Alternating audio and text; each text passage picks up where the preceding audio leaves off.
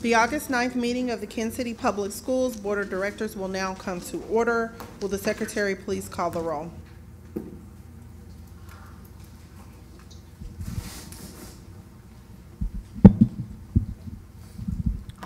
Ms. Manser. Here. Ms. Wolfsey. Here. Ms. Lewis. Here. Mr. Oates. Here. Mr. Fierro. Here. Mr. Evans. Here. Mrs. Morris. Here. Dr. Hartsfield and Ms. Robinson. Here. Dr. Amy Hartsfield has requested an excused absence this evening. Is there any objection to excusing Dr. Amy Hartsfield from this evening's meeting? If not, her absence is excused. For the record, the chair wishes to note that Natalie Lewis will be participating remotely this evening. There is a quorum present. Is there any objection to approve the agenda? If not, the agenda is approved. The chair recognizes Dr. Bedell to present item 2.01. Thank you, Madam Chair. And this is an exciting time in my tenure here as superintendent. We started this process of developing our strategic plan, which is a community plan, back last January. And we had an opportunity last month to provide the community and the board an update of what the strategic plan, the final results were of the strategic plan. With that in mind, we were then we gave the community and also our board an opportunity to respond and to provide any additional input, and that we said that we would bring it back today for a formal vote and an adoption of the strategic plan. So what I want to do at this time is bring Jesse Lange up. This is an opportunity for Jesse to update you all on what's been done, and I know in particular we had questions around a scorecard that would ensure that we were going to implement what's in this plan over the next 5 years, and so we wanted to update you all on that component and then ask for the board to take action tonight. Good evening. So we've reached our point tonight after 8 months of work. I can't believe it's been 8 months already when we're looking back at the calendar.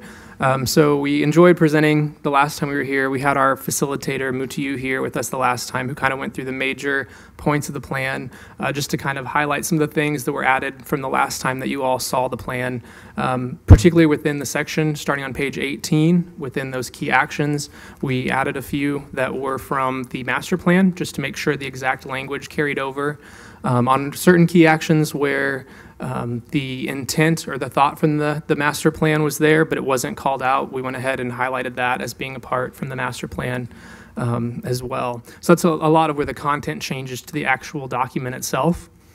In addition, there were several things that I think were really good for all of us to hear regarding additional things that we wanted to be a part of it. It's difficult when you're trying to put together a streamlined, easily digestible strategic plan, what you should include in it. And there's always more that you can always include. So that's why we added the addendum, which is the 103-page document that we had sent out. There's several things in there, obviously, but some of the things that we touched on that we heard the last time was we wanted to make sure we had a really clear understanding of where the district currently is. So Exhibit C within that document is the kind of the report card of the district that the consultant compiled together for our teams that convened. And that was really interesting, going through that with parents and teachers and different folks, because then what came out of that really informed some of those other sections that you see within that addendum.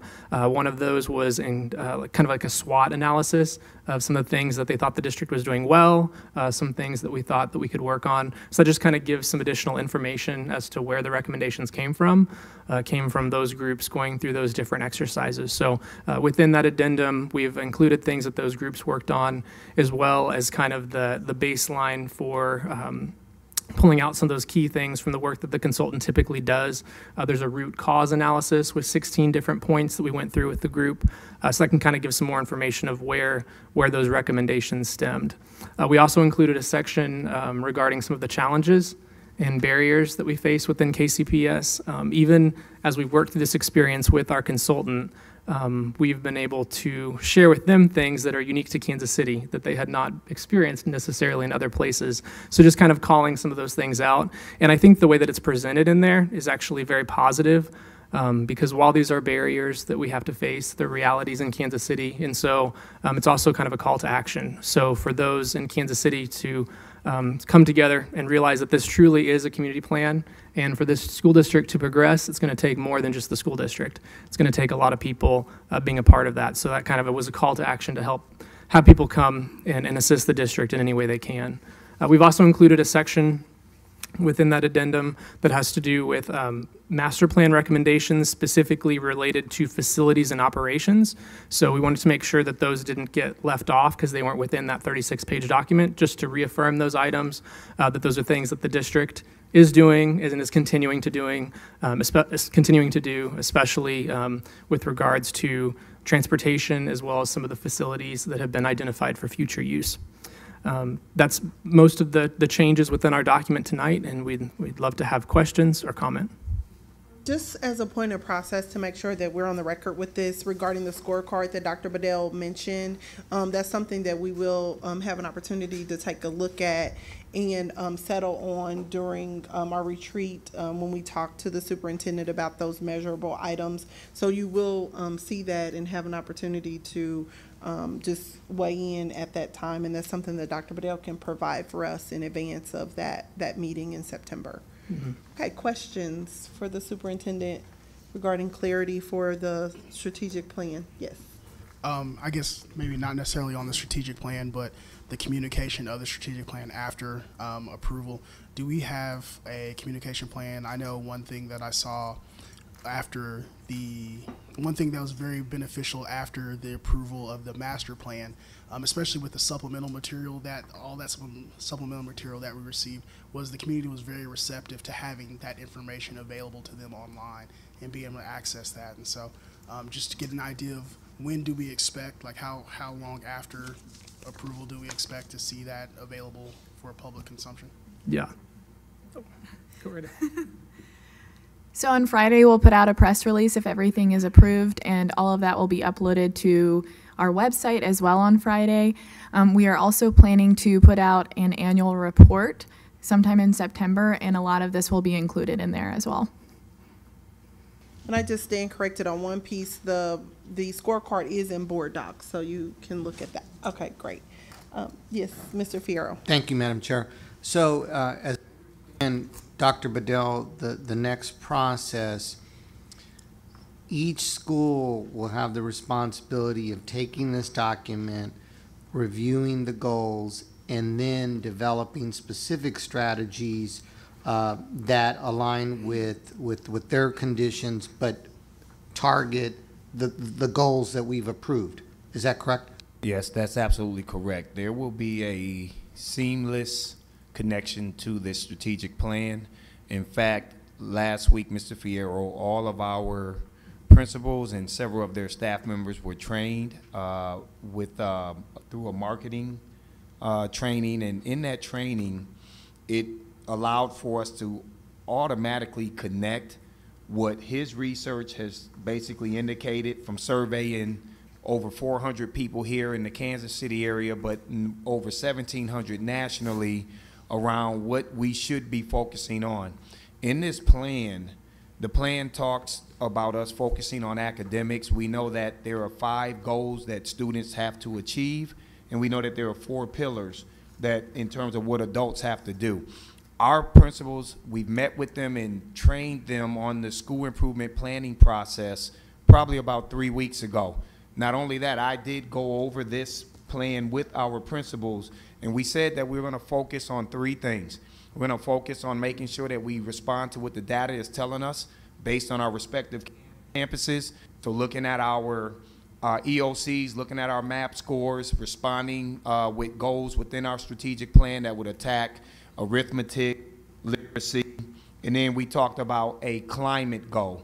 And that climate goal could be also tied into this plan, whether it's improving and increasing graduation rates, attendance rates, reducing suspension rates, those types of things, but it really depends on what the data is telling each of these schools they need to do. And what we heard from the Rice professor last week was that there are 3 things we should be focusing on, and that's academics, which this plan addresses, right? There's a second component in there which talks about customer service, right? So making sure that there's a capacity within the people that are leading our schools and that there's a level of professionalism that is displayed throughout. That can also focus on culture and climate.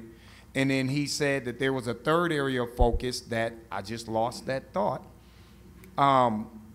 Academics, safety, school safety, which is also a focus in here under our goal number 2, which deals with making sure that we're meeting the needs of the whole child, but also there's a school safety component. There's a school safety component also under Pillar B, which talks about schools can't do it alone, and we need that support to make sure that our kids are in a safe environment or a safe community. So it is seamless. It's going to be very easy to follow, and our principals can actually speak to that based on the training that they've already received and how they're going to build their school improvement plans. Board Member Manser. And I appreciate all the tremendous amount of work and the lengthy appendices, but they're really rich in information, so I really thank you for that. On Appendix H, talks about, it has a milestone kind of brief calendar, and I just want to make sure, is this is that calendar, which I think I've just closed mine, but there we go. You have the chart the course, reflect and plan, evaluate and celebrate, and you've got some timetable. Is that facilitated at the school level? In other words, are building leaders facilitating that process, or is this a timetable for executive leadership to direct the monitoring of this? I will say that's executive leadership. That's our job as we're receiving data. That's our job to make sure that we're working with our schools.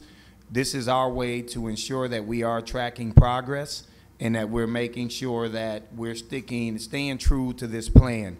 One of the things I do want our community to know is part of what we are doing in that retreat on September 16th is tying in my evaluation to specific goals that exist within this strategic plan and coming to an agreement that these are the things that the superintendent will be held accountable for as we ensure that this is not going to collect dust. And a part of doing that is to also make sure that we have monitoring dates in there that we can then make sure that we're providing that support directly for our principals. So there will be an alignment from an evaluation standpoint that will 100% ensure that we're doing the things that we said we were going to do, and will also not only be included in this major implementation milestone, but also a part of what we do in our board monitoring updates that we do at our workshops on a monthly basis.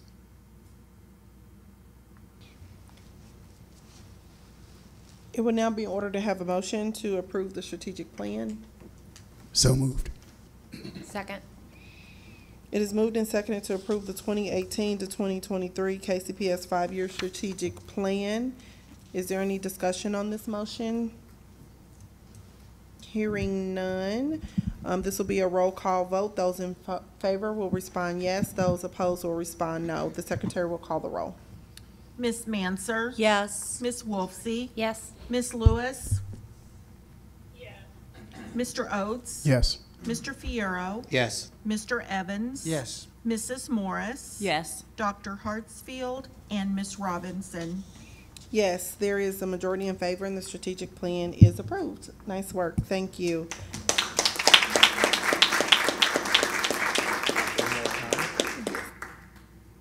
Now that the plan has been adopted by our board, I'm extremely ecstatic because we are ready to move forward with implementation. We have scheduled trainings for every single central office employee on Friday. So all day Friday, I will be here and I will be going through this entire plan the same way that I presented it to the principals to make sure that there is a collective cohesiveness with implementing this and connecting this plan directly to each department and making sure that everybody understands what their roles are in ensuring that our schools are going to be successful. And it's through us coming together and having a clear understanding of what this plan requires out of everybody collectively. Now, thank you, Dr. Bedell. Now for our monthly board workshop presentation. Thank you, Madam Chair. At this time, I want to ask Mr. Mike Reynolds to come up. He's our interim Chief Research and Accountability Officer, and Dr. Marla Shepard, our Deputy Superintendent, to present to our community Board Policy 1.1 and 1.2. And then upon a completion of their presentation and questions, I do have a few remarks that I want to make to sum up this presentation. Good evening. The majority of our presentation tonight is going to focus around grade level assessments, commonly referred to as MAP or grade span assessments. We're going to be focusing on the percentage of our students who scored proficient and advanced on last year's MAP tests. English Languages Arts is what we're going to touch first. As you can see by the graph illustrated in the presentation, we did achieve proficient and advanced gains from SY16 to SY17 in all grade levels except for 5th grade in English Language Arts, for an overall gain of 3 percentage points for our district as a whole. And our gains ranged, excluding 5th grade, from a 0.4% gain in 4th grade to an 8.4% gain in in 4th grade and 8.4% in 8th grade total. When we look at our information and we disaggregate our populations down to the makeup of our student body, we do notice that there are large achievement disparities in certain subpopulations, as is illustrated on the bottom right of our presentation. We did identify certain subgroups as containing opportunities for improvement and growth. Those are our IEP, or individuals with educational programs, non-MAP-A. MAP-A is our alternative assessment. It's more of a portfolio-based assessment. So the non-MAP-A students that have the individual, or the IEPs, the individual with educational programs, are considered mainstream. So they're going to be taking the same test as our general population takes. They do have accommodations available to them, but they are taking the same assessment that our general population is taking. And as you see, the IEP non-MAP-A students do represent a fairly significant portion of our population. We have identified these groups as an opportunity for growth. And the other one that I'd like to point out to the board and the superintendent is our mobility. And those are identified, our students that we consider mobile. Those are identified on the graph or on the chart as our students in building less than a year and our students in district less than a year, which also represent a significant portion of our population. Moving on to mathematics. Mathematics, we did see gains across the board. We're very happy with this. We do recognize there's still a lot of work to be done, but we did take a step forward in all grade levels in mathematics. The 8th grade does look disparately low, and we do recognize that. The reason for the 8th grade proficient and advanced being so low on this representation is that the state has withheld our Algebra 1 scores. They've had a form effect, is what they call it. So in order to compare apples to apples, we pulled all the Algebra 1 scores out of the last 3 years. So once those are re-aggregated into the totals, we do expect that number to increase significantly. We had some good scores in Algebra 1 in 8th grade this year, but they're not represented in this chart because the state has not made them official and is now rescoring those. And we do not have an official date for the release of those. DESE communicated with us last night, and they did not give us a date when those scores would be available to us. So subgroup population mirrors English Language Arts, where IEP non-MAP-A and highly mobile students in math also represent opportunities for growth and focus for our school district. Moving on to science. We grew again, and we expect to continue growing. Our gains in science, only 2 grade levels here, 5 and 8, Biology is also taken off the table. They did not release any official EOC scores. So we gained 1.8% in proficient advanced in biology, and the subgroup analysis also indicates the same subpopulations as opportunities for growth.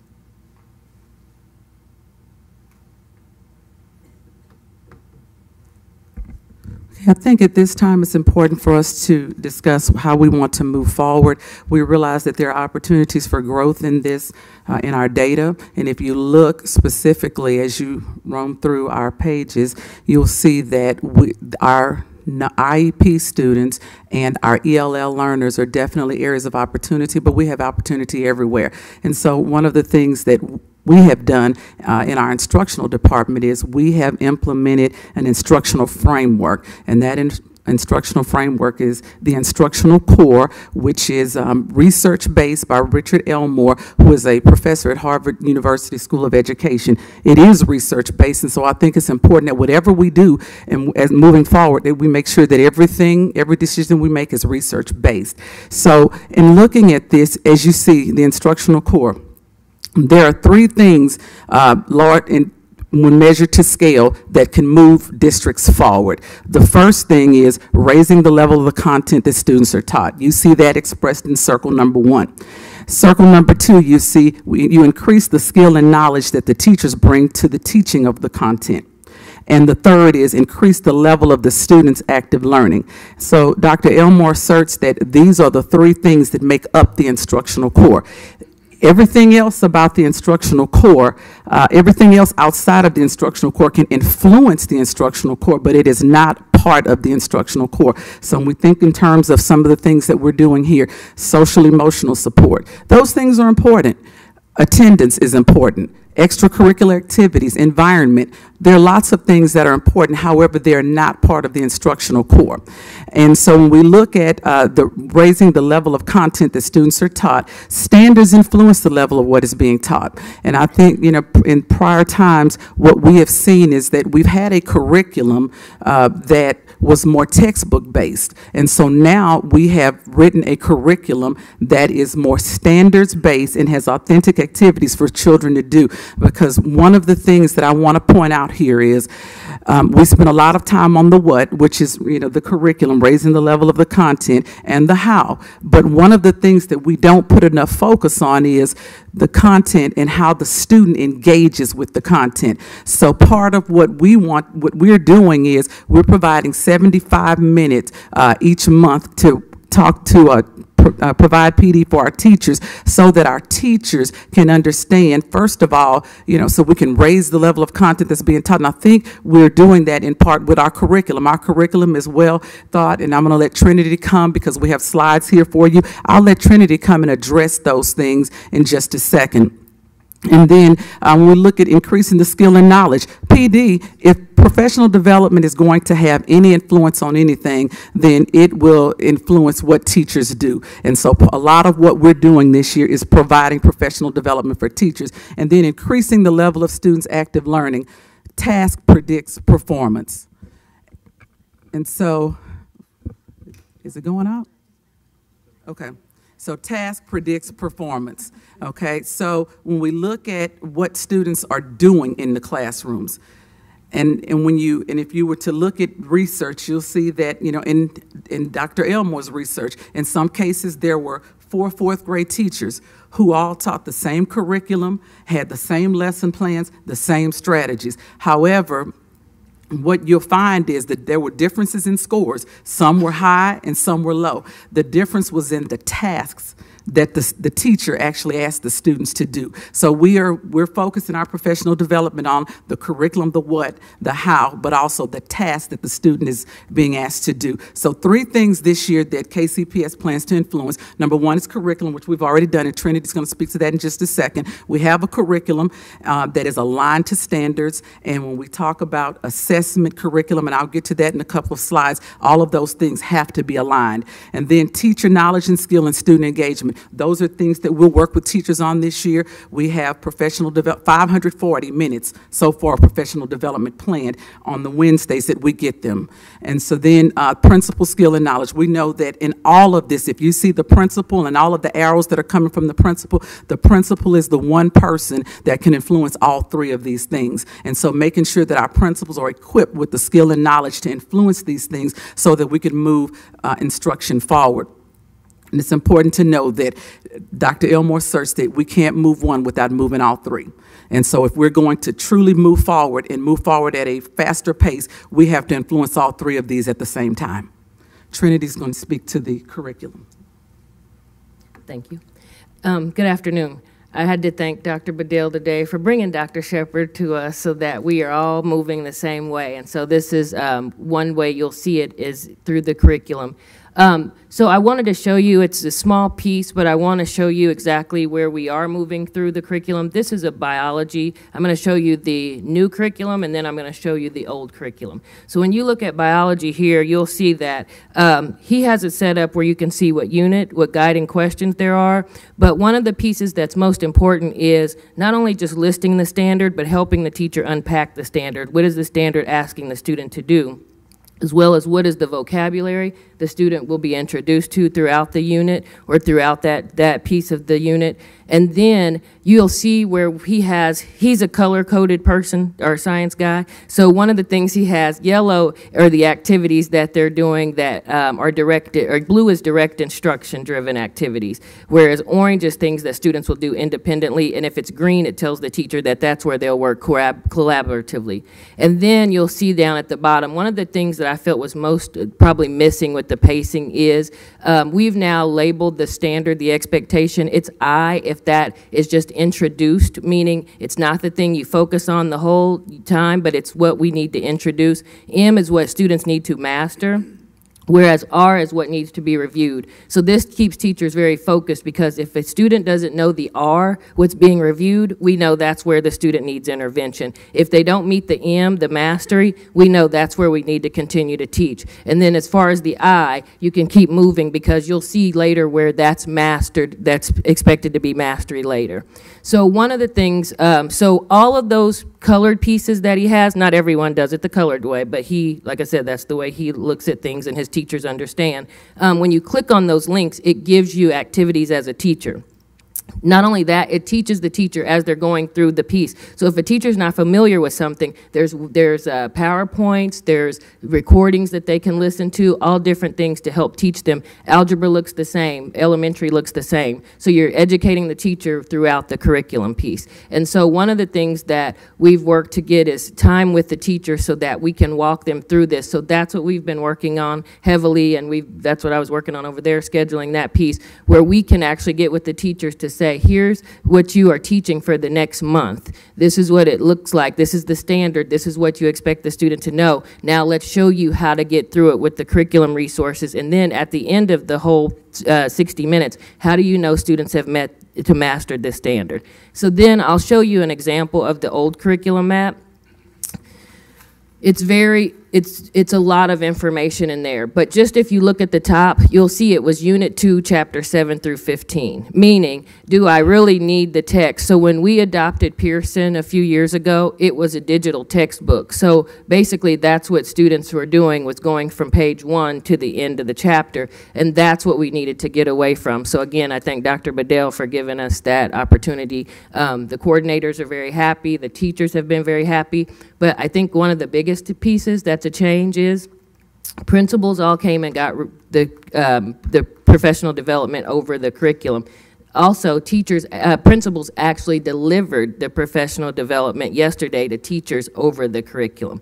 Teachers were very impressed. One principal said a teacher asked could she get her card because she was so smart, you know. So these are ways to help our principals really get ahead of the curriculum and understand it, because without that, they can't monitor and make sure what's being taught is taught. So this is where we're moving. You can see how the assessments in this piece, when you click on the assessment piece in the new curriculum, the assessment comes up and it's aligned to standards.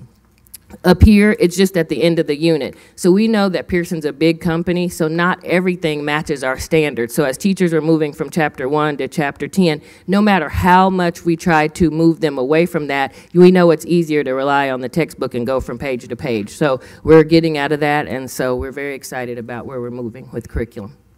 Okay. Thanks, Trinity. So, in conclusion, looking at alignment. So we have curriculum. Curriculum has to be tight.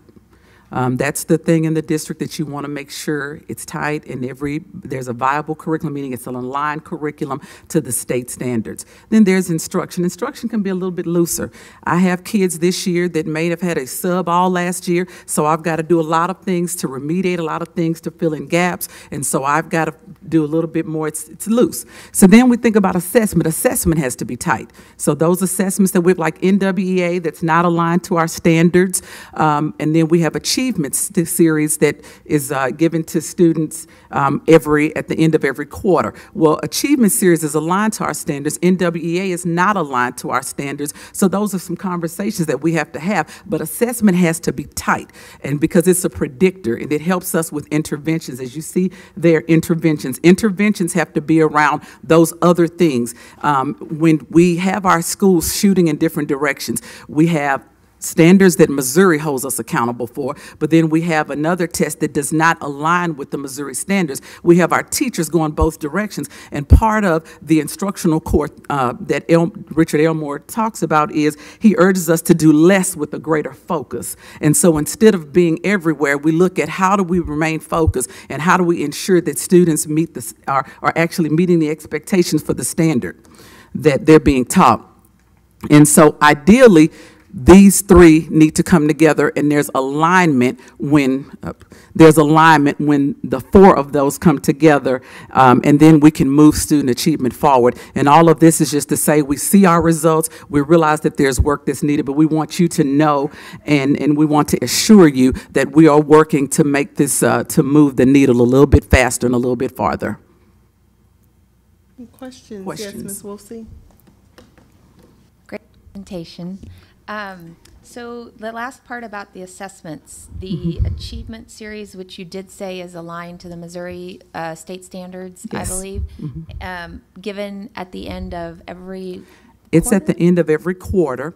Okay. And so that would be at the end of the unit. And so it's given to all of our students, and we're able to disaggregate that data. How do we use that data? Do we use it to decide who needs some remediation, or are we it's not a predictive test for the map? It is a predictive test. NWEA is the one that is not predictive.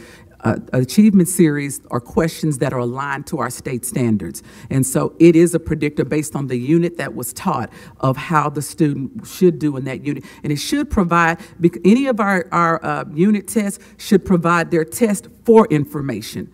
So teachers are supposed to gain information from those tests. And so I'm a teacher, I give that test, and I see that my students don't understand, student expectation, let's say 2A, 2B, 2C, then I know that there's some additional intervention that's needed. We don't really speak a lot on remediation. We speak more on intervention, providing them with more support.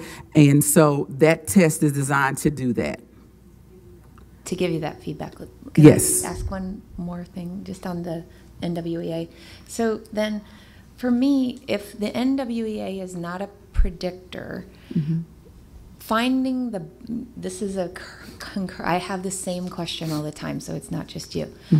Finding a balance in all of these exams and tests, because I always worry that they take away from the actual teaching and learning going on in the classroom, as well as just student test fatigue. I've seen it in my own children.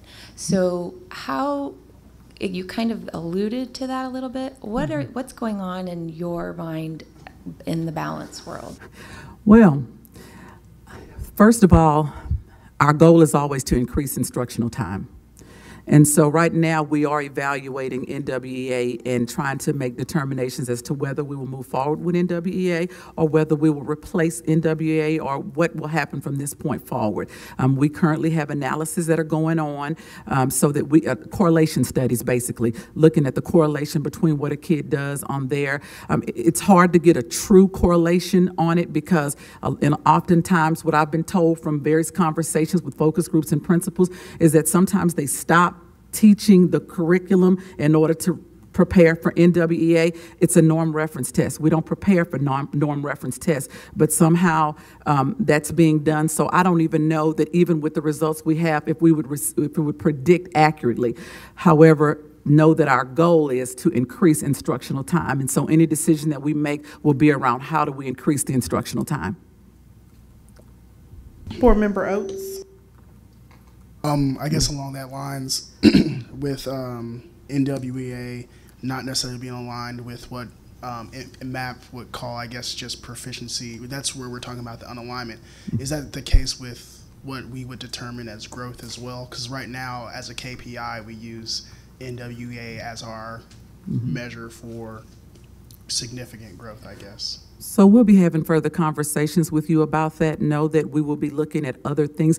It's important, we call it a universal screener, okay? So universal screeners, what they do is they tell us where kids are and how they're ranked nationally. It gives us a national percentile. However,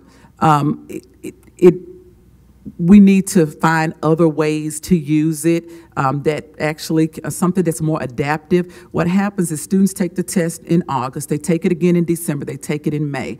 And so there's a lot going on in between there. So ideally, a product that we would use would be something that's adaptive. I take the test in May, I can go home and it adapts to wherever my level is, and I can go home and I can practice because I can use technology to help me fill gaps. And so then when I come to school, my teacher is doing more, can do more of the standards-based instruction because I'm able to do some of those other things because that software adapts to where I am. So ideally, we'd like something that does both. However, I can tell you at this point, we are evaluating NWEA, and I don't have any final comments or any final decision on that, but know that we are looking at. Do we think, I guess this is a question for you, Dr. Dell, do you think maybe we would have a determination as far as continuing on as a KPI by the September board retreat meeting? Do you think that's possible, or would it be sometime after that, I guess? Yeah, I'm not certain. I know we're having constant conversation, and we started this conversation when Dr. Shepard started, so I don't want to make a premature decision because I don't know enough personally to say let's remove this right now as a KPI and then we don't have anything else to replace it. But here's what I will tell you. We will 100%, we have enough time now to look for the right instrument that will help us get to where we want to get to. And then as we are beginning to go back and revisit what we have in the board monitoring document to be able to align that over time. And I think it's the same thing with me starting in this district last year and having to get in here and discover a lot of things. The same's going to apply for Dr. Shepard. The same's going to apply for Linda Quinley with the work that she's doing on the operations side, and even with Mike with some of the things that we're trying to do differently in our assessment department. So trust me, we will evolve and we will make sure that we're fixing things that we believe aren't giving us the appropriate amount of information that we need to move this district faster. Yes. Board Member Manser. So I have a couple questions. The first question goes back to what Mr. Reynolds said, which is that we don't have the EOC data for Algebra 1 and for biology. And so just to be sure I'm clear, when those scores were quote-unquote pulled, they were pulled for every district in the state. They're not pulled for KCPS. This is something that the state is not able to make final determinations about. Is that right? That is accurate. Okay, and by that, that's some kind of scoring review that the state undertakes? Yes, so it's a form effect, and the way I read it was that they had more than one form of the test, and I guess when they ran their correlation studies, perhaps one form there was not a great enough correlation, I guess, between what was happening with Form A, Form B, or Form A, Form B, Form C, and that's the way I read it. The second, then, question I have is, as you're looking at this alignment and you're providing these different levels of support, you're intensifying the time that you've got, teachers working, you've got these support leaders, content leaders, teacher leaders, curriculum coordinators, all these sorts of tools and resources. Because you've identified, we've got disparity data that's been identified just in these charts, but other kinds of disparity data and performance. Have you identified, or are you allocating your energy and attention to the schools where you think there may be some of the greatest efficiencies, knowing that growth and progress has to happen everywhere, but have you sort of sorted out and prioritized where a lot of energy needs to go? The answer to that is yes. One of the things that I've worked with the Department of School Leadership, the assistant superintendents on, is making sure that our focus and priority schools receive more of their time and more support. Support in the form of curriculum, and support in the form of professional development. And I will tell you that moving forward, we are looking at doing some other things for those schools so that we can make sure that they start the school year armed and ready to and able to be effective. But the short answer to that is yes, we are looking at that. Financially, we're looking at making sure that all of those schools are under the ratio, and Aaron has been very supportive of us in that process and making sure that if it's a focus or priority school, we don't allow it to go above whatever the ratio is that's needed for them to have effective instruction in that classroom. So there are a lot of things that we're doing, and you'll hear a lot more around the lens of equity as we move forward, because we realize that everybody doesn't need the same thing. And so part of what our charge is to make sure that we find out what they do need so that we can create a system that helps make them effective. And let me just jump on that, because at the ice cream social, Dr. Shepard shared with all of our principals and central office staff that, we are a team, and we want our schools that are doing extremely well to kind of work with us, help support us in ensuring that we are providing that additional support that's needed to some of our focus and priority schools.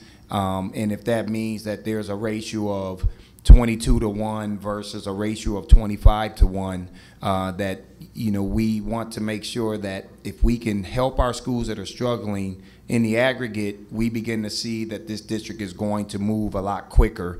And so she shared that with all of our principals on Monday, just to make sure that the board's aware that we are having these equity conversations and taking a strong look at what happens over the first couple of weeks of school as far as enrollment is concerned. Yeah. Board Member Lewis. Thank you. Thank you, Dr. Shepard, for this presentation. I do have a question. One thing that would be helpful to me is to know where, I know we had growth in the different areas, and I certainly celebrate that. One big question is where were we targeted to be? Like, I can't tell from what was presented the target for that year and what the target growth for next year is. So I don't got some growth, but not all that we planned. So that would be helpful.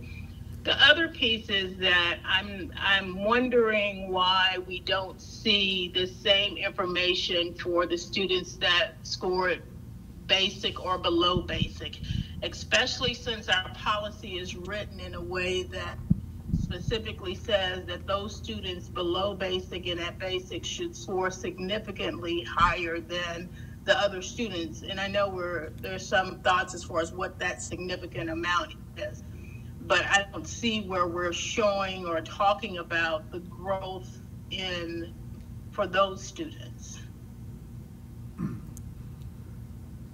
Traditionally, our goals set for academics under previous administrations had centered around MAP performance indexes, or MPIs, that play directly into the APR calculations. I think we're taking a little bit different approach as far as moving our kids into proficient and advanced. MPIs are not available right now because they aggregate the EOCs and this data all together into a whole. The MPIs are really a way to judge the APR, and we are trying to really move our students into proficient and advanced. We are presently concocting and working on a below basic to basic report, and we are working on a scale score analysis to show not only students that move from below basic to basic, but there is also a lot of room to move within basic and from, within below basic to a higher form of below basic. Because when you turn a student's learning into an achievement level, you're putting a label on it. And these are scale scores that are broken up into achievement levels. So you can be 3 scale score points apart and be in disparate achievement levels. So one of the things that we have to do is continue moving students forward through achievement levels, but also through the scale scores. So if you are at the bottom of the basic scale, you could achieve significant growth in one school year and still not move to the proficient level. It might take you 2 or 3 years of significant growth to actually jump from the bottom of one achievement level to the top of the next achievement level. So that is something that we're working to compile on a school, subgroup, and district basis. And I understand what you're saying, which is exactly the reason for my question is, why aren't we showing that growth within a level? It's almost like you get what you measure, what we look at, what we focus on. I would love to see the numbers for what's happening with those students that are in that basic and below basic, and even if they did not, I'm not looking for who moved from one level to the next. I'm looking for how much did they move within that level, because policy says that there should be growth, even if they don't move from out of one category to another, there should be growth. And I don't see where we're monitoring and measuring that. My other question is, for Ms. Shepherd, is, I'm assuming that, and then as we talk about those kids that are in basic and below basic and moving them even within their categories, I don't see the plan for doing that or what that requires. I'm assuming that a lot of the things that you presented with the Elmore Harvard University slide, that a lot of those same things apply, but I'm also assuming, I know we talk about response to intervention as being a very big piece of what we do. Everything that I know about that means that those interventions need to be predetermined and in place before a student ever needs them. So I'm really curious as far as what those interventions are that we have in place for all of our students in all of our buildings. And I don't need that answer now, but that would give me some assurance that just knowing that we've laid that out, that it's not hit or miss or in some schools, but not in all the schools that need it. I will provide those to you in your Friday packet. We will make sure that we provide all of that data and we get it into the Friday packet. Thank you. Board Member Evans. I remember last year when we got the news about the science scores, and I want to reference you, Dr. Davis, because you're the one who, I guess, assumed responsibility for explaining that to us. And I hear this year that we did make increases in science, and it seems as though at that time last year, you kind of made it a personal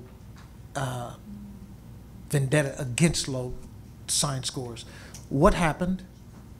And then I have a question for you, Dr. Bedell, also.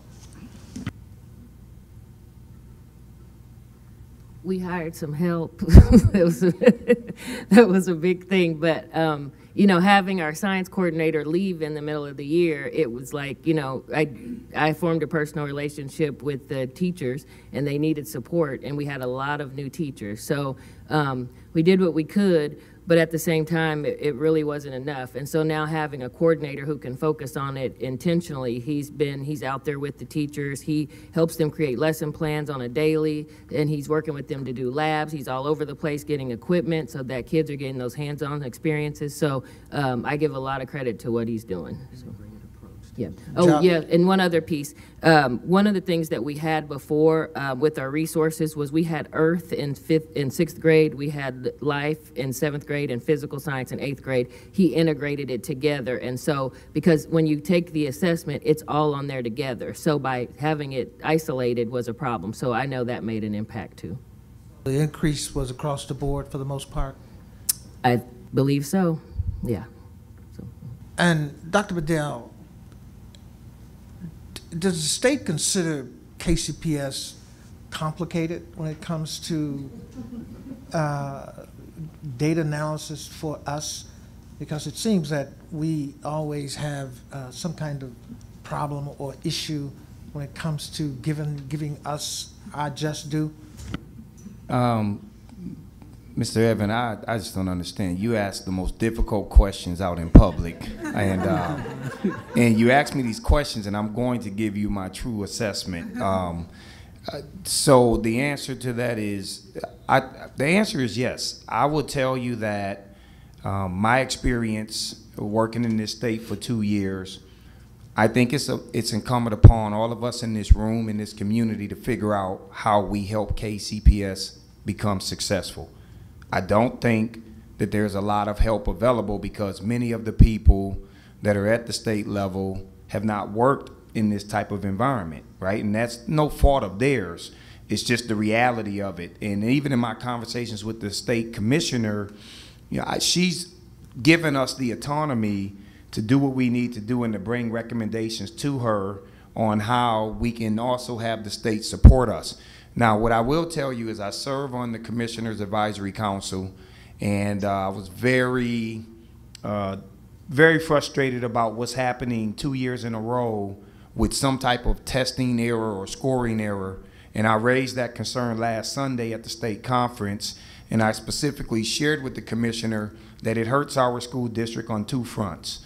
Number one, we get the data back way too late here, right? So it's very difficult for me to expect my principals to be very proactive in being able to put together their school improvement plans and respond to data that does not actually go public until November. I shared that with her. I said the other component of how this hurts us is if we do make progress and all of a sudden we think we're somewhere, but now we're having to pull test scores back, and then when the scores come back again, whether it impacts us or not, it hurts us in our ability to be able to market that this district is heading in the right direction, because by the time we do get the official data, the kids that we're fighting to keep, they're already gone and they're in new settings.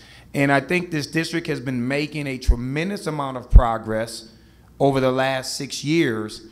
And we need to be able to have this data a lot earlier, because I think if we get it earlier, I believe we can do even more in terms of moving this needle from 1 or 2 percentage points of growth. We need to be growing 5 or 6 percentage points a year in order for us to close that gap and be at or above state average. But we need it well before November, because by November we should be pivoting to figure out if what we were trying to do was working, and if it isn't, we change at November. Not that that's when the official data comes out. It's too late already, and that hurts a school district like ours.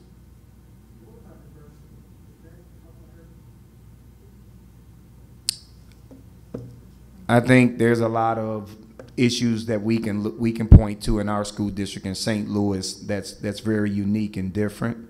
And I know those are conversations that I will continue to have with the commissioner as a part of her advisory council. But yes.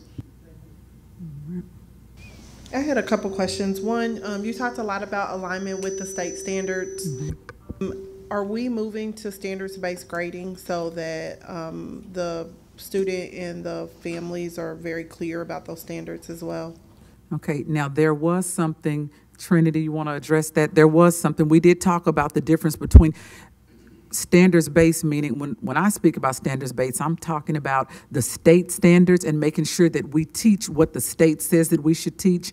Trinity had a previous experience with standards, I guess, that she may be able to address. And I'm speaking of state, the grading, your report card that reflects what you should know and be able to do as defined by the state versus just you get an A in math, a B in science, an A in history. Are we moving towards, if we're talking about true alignment, we're doing it very insular, but are we spreading that out to the student and the family? So that's like the next step. So right now we haven't messed with the grade card at all, because it's one of the things to get them to really, the teachers to really learn the standards as we start moving it to a standards-based grade card. But that is a conversation that we'll have with the committee of teachers and principals as well.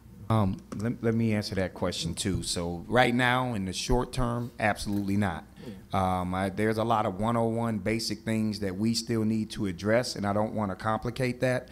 I actually wrote a grant several years ago when I was a school improvement officer to really move into mastery-based and standard-based grading, and it can be an absolute train wreck if you don't have everything else in order. I've seen school districts just fell on that big and took some negative hits, and so it's something I do believe in. But when I tell you the amount of work that's required and that you have to be stable as far as curriculum, assessment, and instruction is concerned before you can move into that.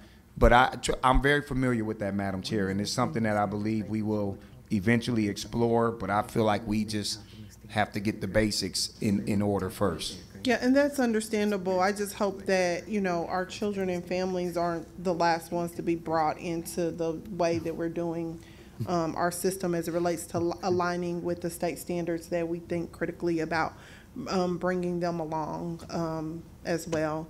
I would say that one thing that we are going to work with communications with is setting up those parent nights that we've normally done, where we educate them, and we're bringing in some of our city year volunteers where we'll do stations so they can see a standard and see what it takes to meet that standard. So we are working on that. Right, and the state does have some tools. We did a back to school fair and we shared the Missouri Learning Standards with the families.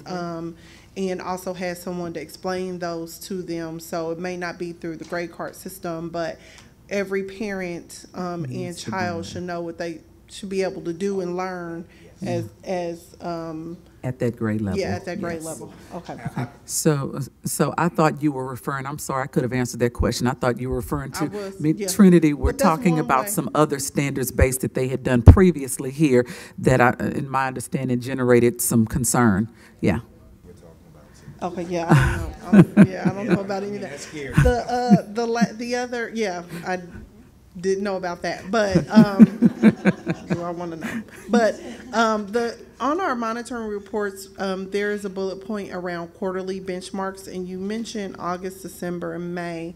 But when will we have access to those benchmarks? And this is in part of Natalie Lewis's question. When will we have that supporting documentation so we know what our quarterly benchmarks are? So our quarterly benchmarks are our achievement series, and that is the achievement series is actually aligned to our standards. And so it's a benchmark at a glance, and so we'll have those every quarter, and we can share those with you. So by school, by standard, because I mean we'll be disaggregating them to that level, so we'll be able to share that. We have a calendar. I don't have that calendar with me at this time, but every 9 weeks the students will take one of those standards-based achievement series tests. Okay, Ms. Lewis.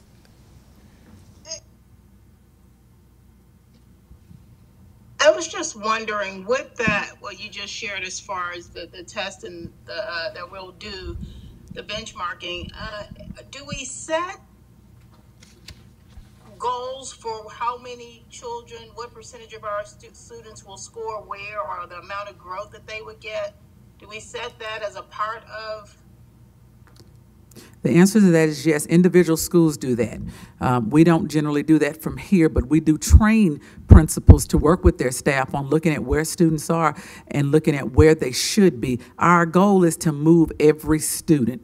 And so if you will if we discuss the principal PD that they've actually had this week at their schools, I can tell you there has been talk around where students are and what we need to do to move them. I think the talk that has not been held, which is the reason why I talk so much about Elmore's instructional core, is how do we do it and what do the student products look like? And so, the answer to that, the short answer to that is yes, but then the long answer to that is we're continuing to work on it. It's a work in progress around what do you do. We identify them and we set a goal for them, but there's a whole lot of things in between there before they actually reach that goal. Okay, and I think it just be kind of to Melissa's point. I mean, what we have before us, especially, I've been in the classroom where I've had babies that's supposed to be on the 5th grade. I saw young people that are supposed to be on the 5th grade level. A couple may have been on the 5th grade level, maybe 1 or 2 above, but majority of them were significantly below as many as 3 and 4 grade levels.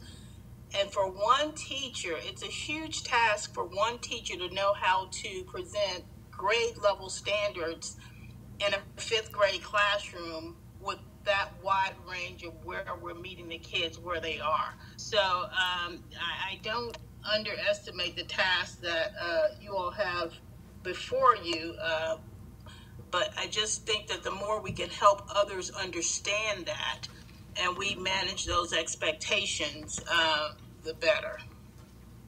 Yes, thank you. All right, Mr. Evans, last question. Dr. Bedell, on the 23rd, could you give us a little update on Saturday? Yeah, that's for the, what's Saturday? Oh, give you an update on this. Oh no, okay. You said the 20, was that 23rd? At the next meeting, yes, at the next meeting, okay. Just a whole ball of confusion down there. Yes, we will have a video, sir. Thank you for your presentation. And now, Dr. Bedell. Oh, I'm sorry. Go ahead. So thank you, Dr. Shepard, and thank you, Mike. Thank you, Trinity. Really appreciate this presentation. I do want to share this with the board and the community. We're excited about the fact that the district will continue to trend in the right direction, and I have to commend our faculty and staff members and many of our community volunteers and folks who supported this school district in allowing for us to continue to make the progress that we're making. With that being said, we have a lot of work to do, and it's very clear, and ultimately my goal is to ensure this board and this community that we will not stop until our kids are at or above state average, and then the goal is to become the #1 school district in this state, but also in the United States. And I believe we have the capacity to do it. We have the people in place, but it is going to require that we change practice and habits, and we have to do things differently. We have to look at how we allocate our money, and we have to make sure that what we're purchasing will be a value add for our kids. You saw a little bit of that today. As we talked about our school improvement plan focus that we're going to have, focusing on a few things and doing those things extremely well. You saw that with the curriculum now, and you see a difference between the curriculum that we had previously to where we are now, also addressing recommendations that came from the Council of Great City Schools. You also know that we're taking a huge making a huge effort towards helping our kids develop socially and emotionally, and that's a part of our strategic plan. This mentoring program that we put in place that we believe through having some adult advocacy, that's going to help us. And then most importantly, we have to lead by example here as executives. So there's a lot of professional development that we expect to happen at the school level. But everybody on this executive team, they've gone through that marketing training. We just went through a 2-day conflict resolution training, and we understand now that as that moved to the schools, how we can better support our schools. So what we want the community to know is that we're going to lead by example. We're going to be in the trenches with our faculty and staff, and we're going to make sure that we are well equipped as executive employees to support our people to the highest level. And then finally, I want to thank Andrea in the back. Andrea, we had to go through negotiations this year, and it was a lot of work, a tremendous amount of work on both sides.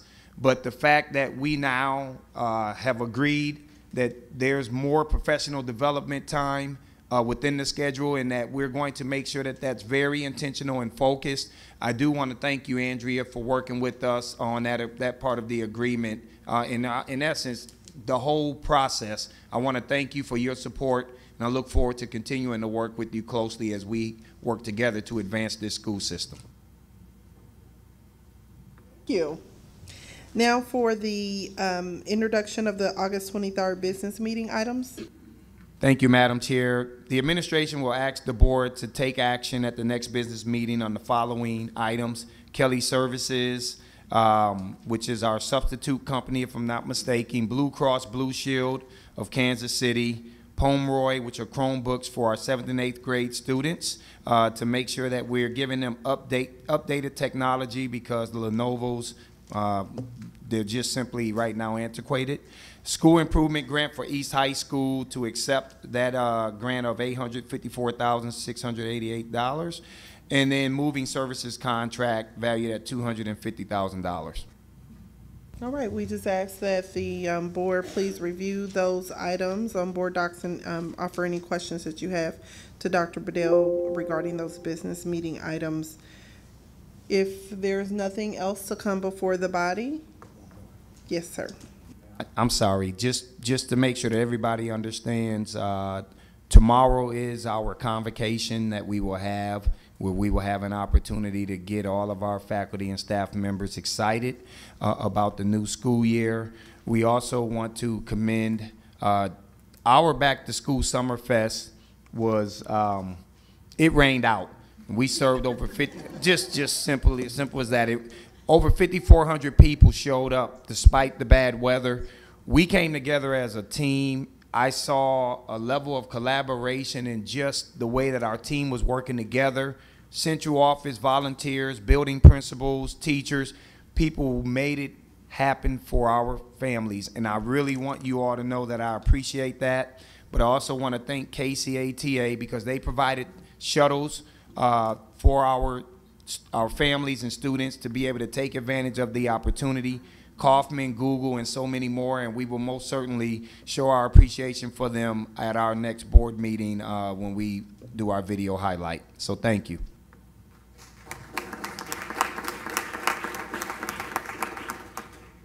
Board Member Fierro? Yes, Madam Chair. I just want to add to that. You know, one group of professionals that are so integral to what happens here at the district, I think we tend to overlook them, and I want to highlight them as well with regards to the Summerfest, because they were out there in the rain, and that's our public safety, our security folks. Let's give them a round of applause. They were out there, and I commend all the staff. I mean, all the staff were out there getting wet. Our new CFO was out there greeting people, and I know Natalie was running around trying to organize things inside, and so I just commend the staff for all the work that you guys do, and you did a great job with adapting to the conditions, and it was just a good day. Thank you. This brings us to the conclusion. Okay, I appreciate the words of my colleague.